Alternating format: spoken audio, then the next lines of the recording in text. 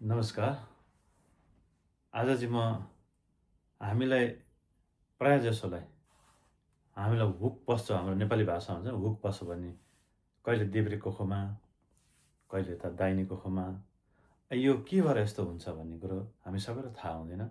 वास्तविक त यो हुने भनेको विशेष धेरै ग्यास्ट्रिक हुनेलाई अथवा हाम्रो मेन चाहिँ खाली पेट हुँदाखेरि हामीलाई उतार-चढाव बिग्रिँदाखेरि यता ब्यालेन्स नहुँदाखेरि हुक पस्ने हुन्छ।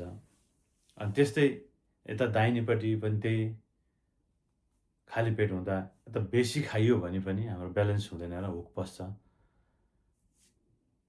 अर्को कुरो काम गर्दा हामीले ब्यालेन्स बिगाऱ्यो भने र धेरै हेभी यता उतार-चढाव हुँदाखेरि उठ्ने बस्नेको सिस्टम अलिकति तरिकाले जानिएन भने त्यो भएर पनि हाम्रो यो हुक पस्छ। र यसको सावधान निवारणको लागि यो एक्युप्रेसरको टिप हो। हजुरले यता देब्रेपट्टि त्यहाँ हुक पसेर हजुरलाई एकदम पीडा छ भने तपाईँले हात सिधा बनाउनुहोस् यसरी, हात सिधा। अनि प्रत्येक औँलालाई यसरी तान्नुहोस्, नङको टुप्पासँग मात्र तान्नुहोस्। जुन औँलो तान्दाखेरि देब्रेपट्टि दुख्छ भने, जुन औँलो तान्दा दुख्छ, त्यो दुखेको थाहा पाइयो भने त्यही औँलालाई निरन्तर तपाईँले तानिरहनुहोस्, 30 सेकेन्डसम्म तानिरहनुहोस्। त्यस्तै प्रकारले त दाहिनेपट्टि दुख्छ भने दाहिनेपट्टिको पनि कुन औँलो तान्दाखेरि माथि नङमा समात्नुहोस् र सिधा जोडले तान्नुहोस्।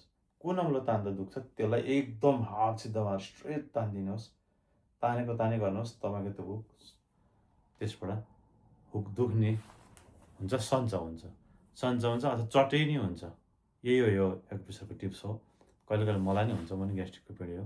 त्यही भएर मैले यो हजुरहरूलाई एउटा उदाहरण दिएको हो। र गर्नुहोस्, त्यस्तो अवसर भयो भने हजुरले सिधै हात जुन औँलो तान्दाखेरि तपाईँ दुख्छ त्यसलाई तानै गर्नुहोस्, तपाईँको त्यो दुख्ने आफै छुटेर जान्छ। ती नसा सम्बन्धी हाम्रो खुम्चेर हो।